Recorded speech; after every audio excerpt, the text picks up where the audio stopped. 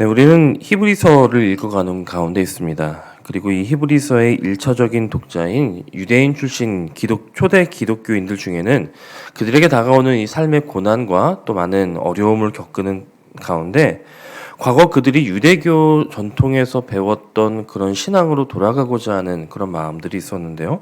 특히 그 가운데에 천사를 숭배하는 그런 신앙으로 돌아가고자 하는 유혹을 받는 이들이 많이 있었습니다. 그래서 히브리서 1장과 2장에서는 천사들보다 뛰어나신 예수님에 대해서 이야기를 했고요. 또 이제 3장과 4장에서는 그들이 이 위대한 인물이라고 생각하는 모세보다 예수님이 얼마나 뛰어나신 분이신가에 대해서 증언하는 그런 내용입니다. 앞서 우리가 보았던 히브리서 1장과 2장에서 히브리서 기자는 이 천사들은 구원받을 상속자, 즉 성도들을 섬기라고 하나님께서 보내신 그런 존재들이지 그들이 결코 그 자체로 숭배의 대상이 될 수 없다, 신앙의 대상이 될 수 없다라고 말합니다. 실상 당시 많은 이들이 천사들을 섬기려고 했던 이유가 무엇이었겠습니까? 그것은 천사에게 어떤 큰 능력이 있거나 아니면 천사들의 뜻을 이루기 위함이 아니라 단순히 자신들의 조력자를 구하는 것이었습니다. 나의 어려움 가운데 천사가 내려와서 하나님께서 천사를 통해 일하셨던 것 같이 그 천사들을 통하여 많은 이들에게 도움을 주고 그들의 문제를 해결해 주었던 것 같이 그 천사가 오늘 나에게 와서 나의 문제를 해결해 주고 나의 필요를 들어줄 수 있는, 채워줄 수 있는 그런 대상을 찾은 것이었죠. 사실 이런 모습은 이 유대교에 있는 천사 숭배의 문제만은 아닙니다. 우리가 생각하는 어떤 우상이든 또 당시 사람들이 무엇을 믿는 것이 무엇이든 우상을 섬기는 사람들의 마음에는 기본적으로 이런 의도가 깔려 있는 것입니다.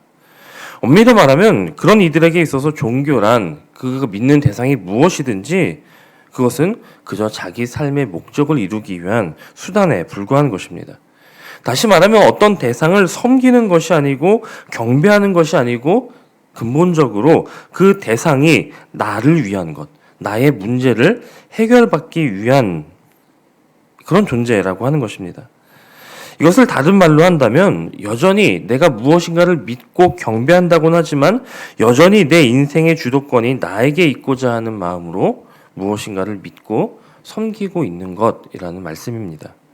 신앙이라고 하는 그리고 또 믿음이라고 하는 포장지로 둘러있지만 그 중심에 는 여전히 내가 자기 자신이 있는 그런 모습이라는 것입니다. 문제는 이와 같은 모습이 우리에게도 있을 수 있다라고 하는 것입니다. 우리는 우상을 섬기는 사람들도 아니고 당연히 천사를 숭배하는 사람들도 아니죠. 하지만 우리가 하나님을 믿는다고 하면서도 이처럼 하나님 혹은 예수님을 내 문제를 해결하고 또 내 소원을 이루기 위한 그런 방법 정도로만 생각한다면 우리는 천사를 숭배하고 또 다른 우상들을 따르는 것과 같은 위치에 서는 것과 똑같다라는 것을 기억하며 늘 이 지점을 경계할 수 있는 그런 우리가 되기를 바랍니다. 그리고 이런 것들을 경계하기 위해서 우리는 가장 먼저 예수님에 대해 잘 알아야 합니다. 그래서 오늘 본문 1절의 말씀도 예수를 깊이 생각하자 그렇게 권면하는 것이죠.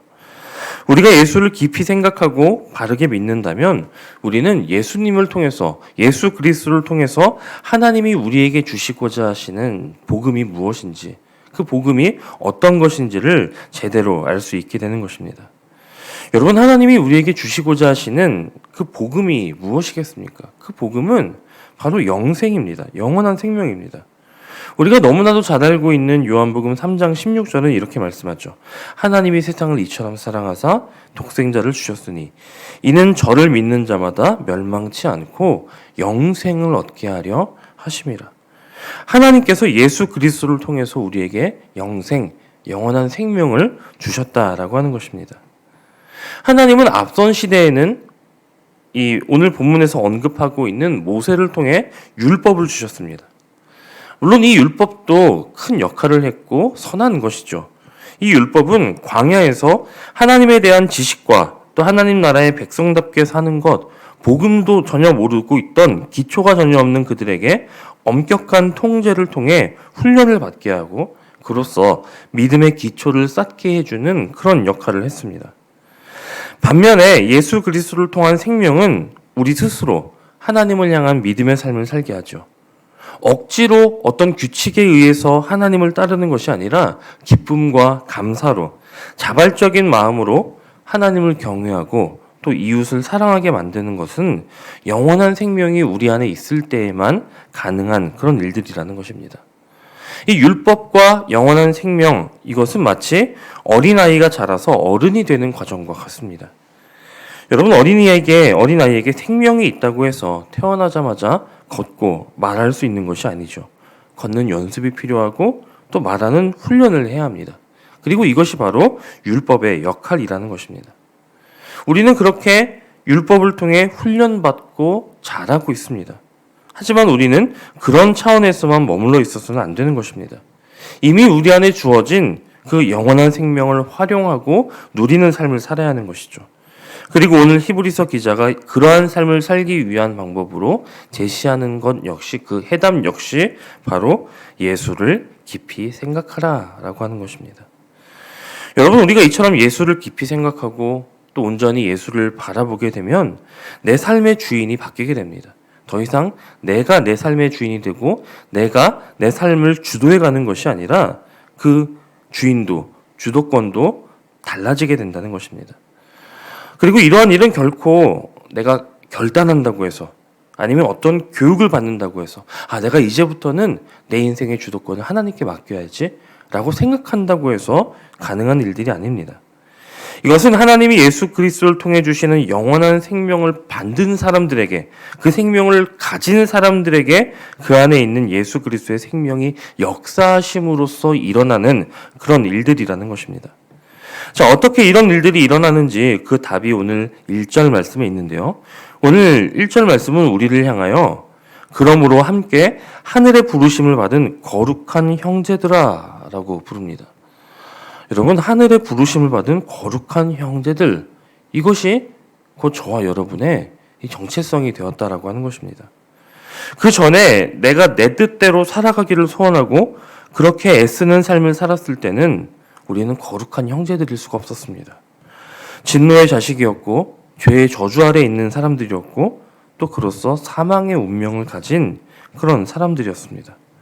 그런데 그런 우리가 예수 그리스도를 나의 구주로 고백하여 그리스도인이 되는 순간, 우리가 믿음을 가지고 또 하나님의 이름을 부르는 그 순간 우리는 예수 그리스도 안에서 하늘의 부르심을 받은 자들, 하늘의 부르심을 받은 그런 거룩한 형제들이 되었다라고 하는 것입니다. 여러분, 이것이 우리에게 있어 가장 큰 복음이죠.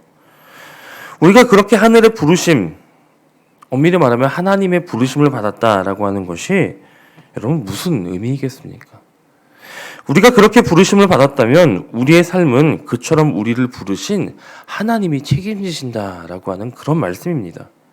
이것이 우리의 삶의 주도권을 하나님께 내어드린 사람이 누리게 되는 참된 복인 것이죠. 그러면 그렇게 삶의 주도권을 하나님께 내어드린 사람의 삶의 모습은 어떠해야 할까요? 우리의 고백이 그와 같다면 우리의 삶도 그 고백에 맞게 달라지는 것이 당연한 일이 아니겠습니까? 그와 같이 부르심을 받고 그 부르심을 고백하는 사람은 우리의 삶을 두고 염려하기보다는 그 부르심의 목적에 더 집중할 수 있어야 합니다. 다른 말로 말하면 우리에게 주어진 삶의 사명에 더욱 집중하는 것입니다. 이것이 그리스도께서 내 안에서 사시는 길, 사시는 방법입니다. 예수 그리스도께서 정말로 우리를 위해 죽으셨고 그렇게 우리에게 생명을 주셨다고 해도 우리가 여전히 내가 내 삶의 중심이 되어서 삶의 염려를 붙들고 내 힘과 내 방법으로 해결하려고 하고 내 뜻으로 내 삶을 주관하려고 한다면 하나님의 생명이 우리 안에서 역사할 수가 없게 되는 것입니다. 그리고 그처럼 삶의 염려를 붙들고 사는 것, 그 삶의 염려거리들을 해결하려고 내 힘을 의지하는 것은 곧 천사를 섬기는 것과 같은 일이 되는 것입니다. 하지만 우리가 하나님의 부르심을 받은 자로 살아갈 때에 우리는 사명을 위해서 살게 되고 그렇게 하늘의 부르심을 받은 내 사명이 무엇인가를 생각하게 됩니다. 그리고 그때 예수님의 생명이 내 안에서 끊임없이 역사하시며 하나님과 함께 살아가도록 우리의 삶을 이끄시는 것입니다. 하나님은 우리에게 어떤 방법으로 역사하시냐면 우리의 삶 가운데에 당신의 생명을 주심으로 그 생명으로 역사하십니다. 이것이 바로 예수 그리스도를 통해서 우리에게 주시는 영원한 생명이죠. 여러분, 하나님이 우리에게 주신 그 생명이 과연 어떤 생명입니까? 여러분, 이 생명은 그저 우리의 목숨 그 정도로 생각해서는 안 됩니다. 이 생명은 놀라운 힘을 가진 생명력을 가진 그런 생명입니다. 천지를 창조하신 생명이고 지금도 천하 만물을 운행시키시는 생명이고 세상 무엇보다 큰 능력을 가진 생명입니다. 그런데 이 생명이 그저 저 어디 하늘 높은 곳에 있는 것이 아니라 하나님께만 있는 것이 아니라 그 생명이 지금 우리 안에 계시다라고 한다면 여러분, 이것은 얼마나 놀라운 그런 사건입니까? 그 생명력은, 우리에게 주신 그 생명력은 우리를 둘러싼 모든 죄와 죽음과 모든 문제들을 뛰어넘고 덮어버릴 능력이 있는 생명입니다. 그간 내가 주인이 되어서 애쓸 때에는 나보다 큰 문제를 우리가 어찌할 수 없어서 괴로워하고 방황했지만 이제는 그 생명이 내 안에 들어와서 그 생명이 나를 이끌어가기 시작한다면 우리의 삶에 어떤 문제나 장애물이 생긴다 해도 아무런 문제가 없게 됩니다. 왜냐하면 내 안에 계신 생명력이 그 어떤 문제보다 크고 강하기 때문입니다. 이것이 바로 오늘도 우리 가운데 함께 하시며 역사하시고 새 생명을 주신 하나님의 생명의 역사라고 하는 것입니다. 이런 은혜와 역사가 오늘도 우리 가운데 정말 강력하게 일어나기를 간절히 소망합니다. 사랑하는 여러분, 여러분은 이미 그렇게 하늘의 부르심을 받고 또 하나님의 그 놀라운 생명을 소유한 사람들입니다. 이제 그런 여러분의 정체성을 기억하시면서 그 정체성에 합당한 삶, 그렇게 우리를 부르신 하나님의 부르심을 따라 사는 복된 삶을 사시기를 간절히 소원합니다. 삶의 염려와 또 삶의 필요는 우리에게 분명히 있을 것입니다. 우리 삶 가운데 염려가 없어지고 필요가 없어지는 일은 없겠죠. 하지만 우리 주님께서 그 모든 것들을 책임져 주시겠다라고 이미 말씀하셨습니다. 약속하셨습니다. 그러니 이제 그 말씀과 약속을 더욱 확실히 믿고 붙들고 거기서 머무는 것이 아니라 이제는 우리에게 그렇게 우리를 거룩한 형제들로 불러주시고 영원한 생명을 허락하신 그런 우리 인생의 사명에 헌신하시기를 결단해 보시기 바랍니다. 나를 부르신 이유를 생각하고 나에게 그런 생명을 주신 그 목적을 생각하고 그것을 발견하고 그것대로 살아가는 그런 삶을 한번 살아보시자는 것이죠. 그때 우리는 우리 인생의 가장 큰 기쁨과 또 만족을 발견하게 될 것이고 그런 우리의 삶 가운데 역사하시는 하나님의 놀라운 생명과 또 능력을 맛보게 될 것입니다. 이런 은혜가 오늘 주님과 동행하며 살아가는 저와 여러분에게 가득하게 되기를 주님의 이름으로 간절히 축원합니다. 함께 기도하시겠습니다.